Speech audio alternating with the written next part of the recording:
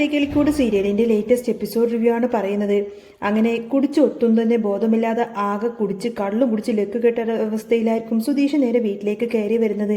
മുറിയിലേക്ക് കാല് തെറ്റി വീഴാറായ മട്ടിലാണ് വരുന്നത്. ഉള്ളിലേക്ക് കയറി വന്നപാടെ അവൻ നിധിയൊന്ന് നോക്കി.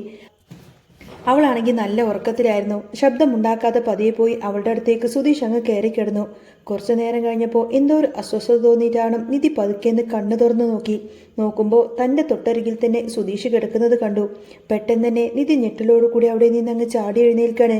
അതോടുകൂടി തന്നെ വലിയ പ്രശ്നങ്ങളിലേക്കും വഴക്കിലേക്കും അങ്ങ് എത്തി. കാര്യങ്ങളൊക്കെ അങ്ങനെ നീങ്ങിക്കൊണ്ടിരിക്കുകയാണ്. നിധിക്കത് സഹിക്കാവുന്നതിലും അപ്പുറമായിരുന്നു. കാരണം സുധീഷിന്റെ ഭാഗത്തു നിന്ന് ഇങ്ങനൊരു പെരുമാറ്റം അവൾ സ്വപ്നത്തിൽ പോലും പ്രതീക്ഷിച്ചതല്ല. ദേഷ്യവും സങ്കടവും കൊണ്ട് തന്നെ നിധി അവനോട് മുറിയിൽ നിന്നും ഇറങ്ങിപ്പോവാൻ വേണ്ടിയിട്ട് ഒച്ച വെച്ച് പറഞ്ഞു. പക്ഷേ സുധീഷ് ആണെങ്കിൽ എഴുന്നേറ്റ് പോവാൻ പോലും കൂട്ടാക്കുന്നില്ല. എടി, ഞാൻ നിന്റെ ഭർത്താവല്ലേ, ഞാനിവിടെ തന്നെ കിടന്ന നിനക്കെന്താ കുഴപ്പം? നിന്നോടൊപ്പം തന്നെയാണ് ഞാൻ കിടക്കേണ്ടത്. നീ എൻ്റെ ഭാര്യയും ഞാൻ നിന്റെ ഭർത്താവുമാണ്. ഭാര്യയും ഭർത്താവും വേറെ വേറെ മുറിയിലാണോ കിടക്കേണ്ടത് എന്നൊക്കെ പറഞ്ഞുകൊണ്ട് തന്നെ അവൻ നിധിയെ കാര്യങ്ങളൊക്കെ പറഞ്ഞു മനസ്സിലാക്കാൻ ശ്രമിച്ചു. പക്ഷേ നിധിക്ക് കരച്ചിലും വല്ലാത്ത ദേഷ്യവും വിഷമവും ഒരുപോലെ തന്നെ തോന്നി. കാരണം ഇന്നേ വരെ നിധി ഒരിക്കലും ഭർത്താവായിട്ട് സുധീഷിനെ അംഗീകരിച്ചിട്ടില്ല. സുധീഷുമായി ഇതുവരെയും അടുപ്പത്തിലായിട്ടില്ല. തികച്ചും അപ്രതീക്ഷിതമായി നടന്നൊരു താലികെട്ടാണ്. അതിനപ്പുറം അവർക്കിടയിൽ ഭാര്യ ഭർത്താവ് എന്നൊരു ബന്ധമേ ഉണ്ടായിട്ടില്ല. എന്നിട്ടും സുധീഷ് പെട്ടെന്ന് തന്നെ തൻ്റെ മുറിയിലേക്ക് തൻ്റെ ഭാര്യയാണെന്നൊക്കെ കയറി വന്ന് തനിക്കൊപ്പം കിടക്കണമെന്നൊക്കെ പറഞ്ഞാൽ നിധിക്കത് എങ്ങനെ സാധിക്കും? നിധിക്കത് എങ്ങനെ താങ്ങാനാവും? നിധി പെട്ടെന്ന് തന്നെ ഒച്ചപ്പാടുണ്ടാക്കാൻ തുടങ്ങി. അന്നേരം മുറിയിൽ കിടന്നുറങ്ങുന്ന സുഭാഷും ഹരീഷൊക്കെ ആ ഒരു ബഹളം കേട്ട് അങ്ങോട്ടേക്ക് ഓടി വന്നു. അവരൊക്കെ ഓടി വന്ന് പരിഭ്രാന്തയോട് കഥകിലും വിളിക്കാൻ തുടങ്ങി. പക്ഷേ സുധീഷ് ആണെങ്കിൽ എന്തൊക്കെ തന്നെ സംഭവിച്ചാലും കഥകൊരിക്കലും തുറക്കില്ല എന്ന വാശിയിലായിരുന്നു.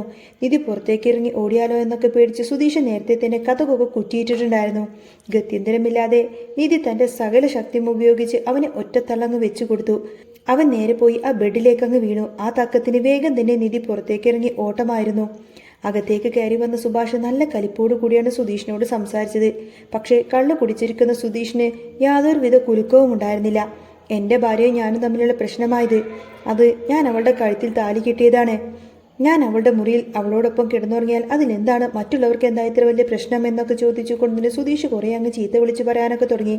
ഒടുവിൽ ചേട്ടനും അനിയനും തമ്മിൽ വല്ലാത്തൊരു പുരിഞ്ഞ വഴക്കായിരുന്നു. സഹിക്കെട്ട് സുഭാഷ് സുധീഷിനെ അടിക്കാനായിട്ട് കയ്യോങ്ങിയപ്പോഴേക്കും സുധീഷ് വന്ന് കയ്യിലങ്ങ് കയറി പിടിച്ചു.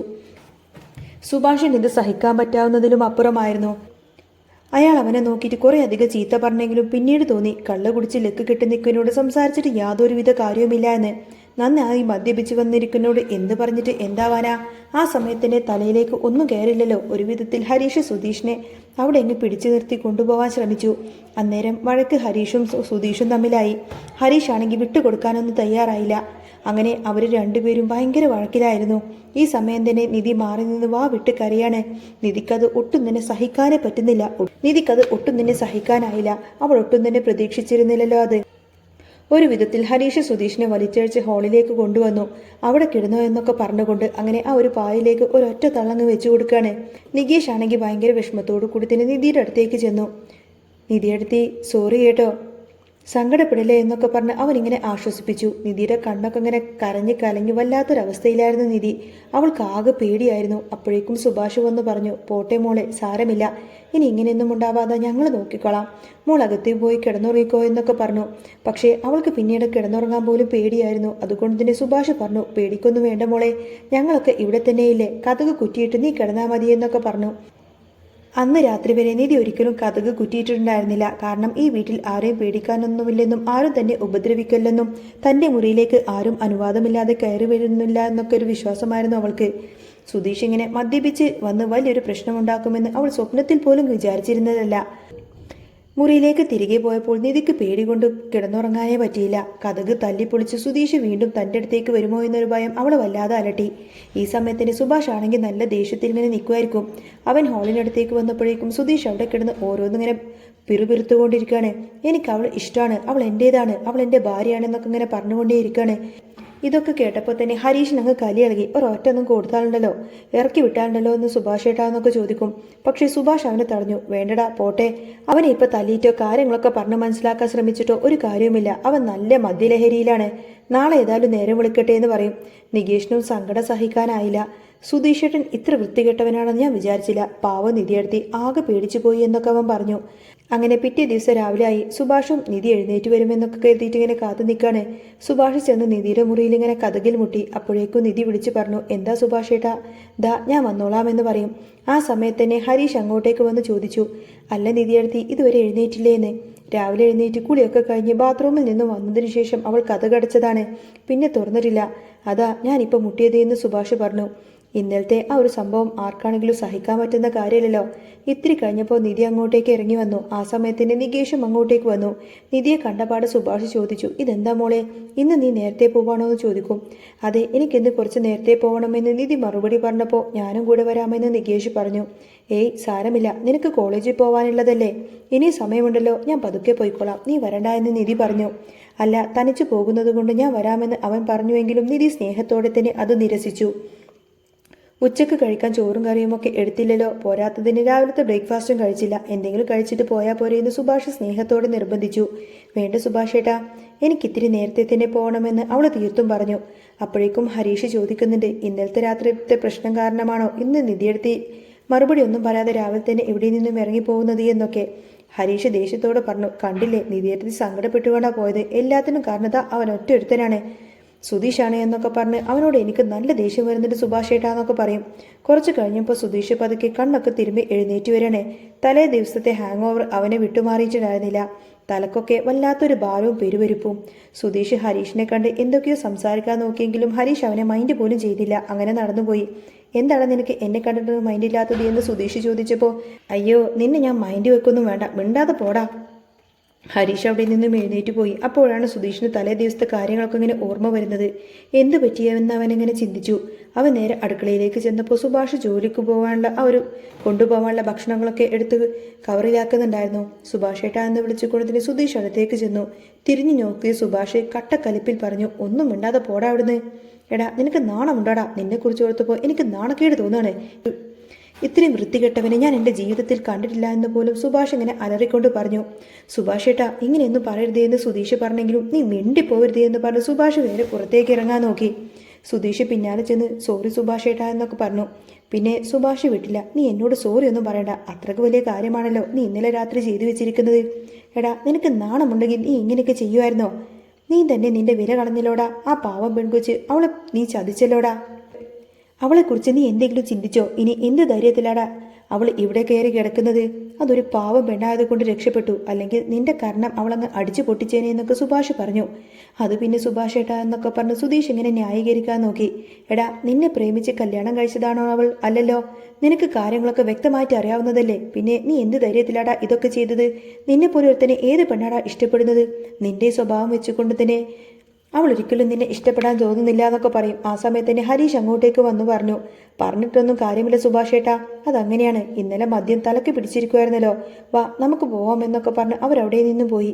നികേഷ് പോലും അവനെ ഒന്ന് തിരിഞ്ഞു നോക്കാതെ പോവുകയാണ്. സുധീഷിനാണെങ്കിൽ ഇതെല്ലാം കണ്ട് ആകെ ഭ്രാന്ത് പിടിക്കുന്നത് പോലെ തോന്നി. ഇനി എന്ത് ചെയ്യണമെന്ന് പോലും അവനറിയില്ലായിരുന്നു. ഇതേ സമയത്താണെങ്കിൽ നിധി ഓഫീസിലെത്തിയിരുന്നു. അവൾക്ക് വല്ലാത്ത ബുദ്ധിമുട്ടായിരുന്നു. മനസ്സിൽ സുധീഷിന്റെ ഭാഗത്തു നിന്ന് ഇങ്ങനെ ഒരിക്കലും ഒരു പ്രതികരണം അവൾ പ്രതീക്ഷിച്ചിരുന്നില്ല. അപ്പോഴേക്കും അവളുടെ കൂട്ടുകാരി വന്ന് ചോദിച്ചു, എന്ത് പറ്റി നിധി, എന്താ നിന്റെ മുഖമൊക്കെ വല്ലാതിരിക്കുന്നത്, എന്തെങ്കിലും പ്രശ്നമുണ്ടോ എന്ന്. ഏയ് ഒന്നുമില്ല എന്ന് നിധി പറഞ്ഞുവെങ്കിലും പിന്നെ നിന്റെ കണ്ണൊക്കെ എന്താ അങ്ങനെ ചുവന്നിരിക്കുന്നല്ലോ, കൂട്ടുകാരി ചോദിച്ചു. അത് ഇന്നലെ ശരിക്കും എനിക്ക് ഉറങ്ങാൻ പറ്റിയില്ല എന്ന് നിധി കള്ളം പറഞ്ഞു. ആ സമയത്തിന് ഫോൺ തുടർന്നിങ്ങനെ മെസ്സേജുകളൊക്കെ വരാൻ തുടങ്ങി. സോറി എന്നും പറഞ്ഞുകൊണ്ടതിന് സുധീഷ് അയക്കുന്ന മെസ്സേജുകളായിരുന്നു അത്. അതൊന്നും മൈൻഡ് ചെയ്യാതെ ഫോൺ അങ്ങ് മാറ്റിവെക്കാണ് നിധി. ഇത്തിരി കഴിഞ്ഞപ്പോൾ അവൻ വിളിക്കാൻ തുടങ്ങി. ഫോൺ സൈലൻ്റ് ആക്കി വെച്ചിരിക്കുകയായിരുന്നു അവള്. ആ കോൾ അറ്റൻഡ് ചെയ്യാനൊന്നും അവൾക്ക് തയ്യാറല്ല. നിധിക്ക് കാര്യങ്ങളൊക്കെ കൃത്യമായി മനസ്സിലായി. രാവിലെ എഴുന്നേറ്റ് കഴിഞ്ഞപ്പോൾ വീട്ടിൽ നിന്നും അപവാദം കേട്ടപ്പോൾ സോറി പറയാൻ വേണ്ടി സുധീഷ് വിളിക്കുന്നതായിരിക്കുമെന്ന്. പക്ഷേ അത് അംഗീകരിച്ചു കൊടുക്കാൻ പറ്റുന്ന കാര്യമല്ല അവൾക്ക്. സങ്കടവും ദേഷ്യവുമൊക്കെ ഒരുമിച്ച് വരുന്നുണ്ടായിരുന്നു നിധിക്ക്. അങ്ങനെ കുറേ സമയം കഴിഞ്ഞപ്പോൾ വീണ്ടും സുധീഷ് വിളിച്ചുവെങ്കിലും അവൾ ഫോൺ എടുത്തില്ല. സുധീഷ് ആണെങ്കിൽ ഇനി എന്തെങ്കിലും ചെയ്യണമെന്ന വല്ലാത്തൊരവസ്ഥയിലായി. ഇന്നലെ താൻ എന്തൊക്കെയോ കാണിച്ചു കൂട്ടിയത് എന്നോർത്തുകൊണ്ട് ആകെ ടെൻഷൻസ് പുറത്തേക്ക് വരുമ്പോഴാണ് ഭാസ്കരൻ അങ്ങോട്ടേക്ക് വരുന്നത് കണ്ടത്. ഭാസ്കരൻ വന്ന് ദേഷ്യപ്പെട്ട് ചോദിച്ചു, ഇന്നലെ എന്താണ് നിനക്ക് സംഭവിച്ചത്? നീ എന്തൊക്കെ പരിപാടികളാണ് കാണിച്ചു വെച്ചത് എന്ന്. ദേ മിണ്ടിപ്പോവരുത്, നിങ്ങളാണ് എല്ലാത്തിനും കാരണമെന്ന് സുധീഷ് തിരിച്ചു പറഞ്ഞു. എടാ ഞാൻ എന്താ ചെയ്തത്? നിങ്ങളല്ലേ പറഞ്ഞത് അവൾ എൻ്റെ ഭാര്യടാ. നിങ്ങളല്ലേ പറഞ്ഞത് എടാ അവൻ നിന്റെ ഭാര്യയാണെടാ, നിങ്ങൾ ഒരുമിച്ച് ജീവിക്കണം, ജീവിതം തുടങ്ങണമെന്നൊക്കെ. എന്നിട്ടിപ്പോൾ നിങ്ങൾ ഒരൊറ്റ കാരണമാണ് ഇന്നലെ അവളുടെ കൂടെ പോയി ഞാൻ കിടന്നത് എന്നൊക്കെ സുധീഷ് പറഞ്ഞു. എടാ ഞാൻ നിന്നോട് ഒരുമിച്ച് ജീവിക്കാനല്ലേ പറഞ്ഞത്, അല്ലാതെ കള്ളും കുടിച്ചിട്ട് പോയിട്ട് അവളുടെ അടുത്ത് പോയി കിടക്കാനൊന്നും ഞാൻ നിന്നോട് പറഞ്ഞില്ലല്ലോ, അതും ബോധമില്ലാത്തവനെന്നൊക്കെ പറയും. എല്ലാം ഒപ്പിച്ചു വെച്ചിട്ട് അവസാനം എൻ്റെ തലയിലേക്ക് കയറാനാണ് നിന്റെ ഉദ്ദേശം, നിന്റെ തലമണ്ട ഞാൻ അങ്ങ് അടിച്ചു പൊട്ടിക്കുമെന്നൊക്കെ പറയാൻ ഭാസ്കരൻ അങ്ങ് ദേഷ്യപ്പെട്ടു. നിങ്ങൾ ഈ വീട്ടിൽ നിന്ന് പോയി തരാമോ, അങ്ങനെയാണെങ്കിൽ വീട്ടിൽ കുറച്ച് സമാധാനം ഉണ്ടാകുമായിരുന്നു എന്ന് സുധീഷ് തിരിച്ചടിച്ചു. ഭാസ്കരന് വിട്ടുകൊടുത്തില്ല. അവനവൻ്റെ കയ്യിലിരിപ്പ് നന്നാവാത്തത് കൊണ്ട് മറ്റുള്ളവരെ പറഞ്ഞിട്ട് യാതൊരുവിധ കാര്യവുമില്ല. ഞാനിത് എങ്ങോട്ടേക്ക് പോവാനാടാ, ഇതെൻ്റെ വീടാണ്, വേണമെങ്കിൽ നീ ഇവിടെ നിന്ന് പോയിക്കോ എന്ന് ഭാസ്കരൻ വളരെ കൂളായിട്ട് അങ്ങ് പറഞ്ഞു. സുധീഷിന് പിന്നെ അവിടെ നിൽക്കാനൊന്നും തോന്നിയില്ല. അവൻ പെട്ടെന്ന് തന്നെ അവിടെ നിന്നും ഇറങ്ങിപ്പോയി. കുറേ സമയം കഴിഞ്ഞ് ചായ കുടിക്കാൻ സമയമായപ്പോൾ നിധി തൻ്റെ കൂട്ടുകാരെയും കൂട്ടിയിട്ട് ക്യാൻറ്റീനിലേക്ക് പോവാണ്. ചായ കുടിക്കായിരുന്നു. ആ സമയത്തിന് നിധി ചോദിച്ചു, അല്ല നിന്റെ ഹോസ്റ്റലും ഓഫീസും തമ്മിൽ ദൂരമുണ്ടോ എന്ന്. 2 മിനിറ്റ് ദൂരമേ ഉള്ളൂ എന്ന് അവർ പറഞ്ഞു. അങ്ങോട്ടേക്ക് എപ്പോഴും ബസ്സൊക്കെ കിട്ടുമോ എന്ന് നിധി ചോദിച്ചപ്പോൾ ബസ്സൊക്കെ എപ്പോഴും ഉണ്ട്, അതുകൊണ്ട് ആ കാര്യത്തിൽ പേടി വേണ്ട എന്ന് കൂട്ടുകാരി പറഞ്ഞു. അല്ല അവിടെ ഇനി റൂം വല്ലതും ഒഴിവുണ്ടോ എന്ന് നിധി ചോദിച്ചപ്പോൾ കൂട്ടുകാരി അത്ഭുതത്തോട് ചോദിച്ചു, അതെന്താ നിനക്ക് ഹോസ്റ്റൽ വന്ന് നിൽക്കാൻ വേണ്ടിയിട്ടാണോ എന്ന്. അതേന്ന് നിധി തലയാട്ടി. അല്ല നീ നിന്റെ റിലേറ്റീവിൻ്റെ വീട്ടിൽ നിന്നല്ലേ വരുന്നത് എന്ന് കൂട്ടുകാരി ചോദിച്ചപ്പോൾ അതെ, ജോലി കിട്ടിക്കഴിയുമ്പോൾ അവിടെ നിന്നും മാറുമെന്ന് ഞാൻ ആദ്യമേ പറഞ്ഞിട്ടുണ്ടായിരുന്നു. ഇപ്പോൾ ജോലി ഏതായാലും കിട്ടിയല്ലോ, നീ ഒരു കാര്യം ചെയ്യാമോ, അവിടെ ഒരു റൂം വേക്കൻസി ഉണ്ടോ എന്ന് അന്വേഷിക്കാമോ, എനിക്ക് അവിടെ വന്ന് നിൽക്കാനാണെന്ന് പറയാണ് നിധി. അത് കേട്ടപ്പോൾ കൂട്ടുകാരി പറഞ്ഞു, അതിനെന്താ ഞാൻ ചോദിക്കാലോ, ഏതായാലും റൂമൊക്കെ വേക്കൻസി കാണും, അങ്ങനെയാണെങ്കിൽ നീയും കൂടി എൻ്റെ കൂടെ ഹോസ്റ്റലിലേക്ക് പോരുമെന്ന് പറയും. അപ്പോഴേക്കും എനിക്കും ഒരു കൂട്ടാവുമല്ലോ, രാവിലെ വൈകുന്നേരം പോകാനും വരാനായിട്ട് നമുക്കൊപ്പം പോവും വരും ചെയ്യാമെന്നൊക്കെ പറയുന്ന സമയത്ത് തന്നെ ഭയങ്കര സന്തോഷമാണ് നിധിക്ക്. അങ്ങനെ നിധി ഹോസ്റ്റലിലേക്ക് മാറാനുള്ള തീരുമാനങ്ങളൊക്കെ എടുത്തു. ഇനിയിപ്പോൾ ആ വീട്ടിൽ നിൽക്കുന്നതിൽ കാര്യമില്ല എന്ന് തന്നെ അവൾ ഉറപ്പിച്ചു. അവൾ ആകെ പേടിയിലാണ്. ഇനി രാത്രി ഇങ്ങനെ എന്തെങ്കിലും സംഭവിച്ചു കഴിഞ്ഞാലോ, സുധീഷ് ഒരു പക്ഷേ തന്നെ ഇനിയും കയറി പിടിക്കാൻ ശ്രമിച്ചാലോ എന്നൊക്കെ ചിന്തിച്ചുകൊണ്ട് തന്നെ നിധി ആകെ പേടിയിലാണ്. അങ്ങനെ കൂട്ടുകാരിയോട് പറഞ്ഞിട്ട് കാര്യങ്ങളൊക്കെ സെറ്റാക്കിയതിന് ശേഷം സുഭാഷ് ഏട്ടൻ്റെ കൂടെ ആയിരിക്കട്ടെ നിധി ആ ഒരു ഹോസ്റ്റലിലേക്ക് ചേരാൻ പോരുന്നത്. ആദ്യം സുഭാഷ് ഏട്ടൻ അതിനെ എതിർത്തുവെങ്കിലും നിധിയുടെ സേഫ്റ്റിക്ക് വേണ്ടിയിട്ട് സുഭാഷ് ഒടുവിൽ അതിന് സമ്മതിക്കാണ്. എന്നാൽ നിധി ആ വീട് വിട്ടു പോയതോടുകൂടി തന്നെ സുധീഷ് ആകെ പരിഭ്രാന്തിയിലാവാണ്. സുധീഷിന്റെ സമനില തെറ്റിയ പോലത്തെ ഒരു അവസ്ഥയിലാവാണ് സുധീഷ്. കാരണം സുധീഷ് ആണെങ്കിൽ നിധിയെ അത്രമാത്രം സ്നേഹിച്ചിരുന്നു. ആ സ്നേഹം ഒരിക്കലും നിധി തിരിച്ചറിഞ്ഞിരുന്നില്ല എന്ന് മാത്രമല്ല, നിധി ആ ഒരു സ്നേഹത്തെ വല്ലാതെ അങ്ങ് തെറ്റിദ്ധരിച്ചിരിക്കുകയാണ്. അങ്ങനെ കാറ്റത്തെ കിളിക്കൂടിൽ ഇനി വരാൻ പോകുന്ന സൂപ്പർ അടിപൊളി ത്രില്ലിംഗ് എപ്പിസോഡുകളൊക്കെ തന്നെയാണ് കേട്ടോ. നിങ്ങൾക്ക് ഈ ഒരു ചാനൽ ഇഷ്ടമാണെങ്കിൽ സബ്സ്ക്രൈബ് ചെയ്യാനും സപ്പോർട്ട് ചെയ്യാനും മറക്കാം. നെക്സ്റ്റ് വീഡിയോ ഉടനെ വരാം. ബൈ.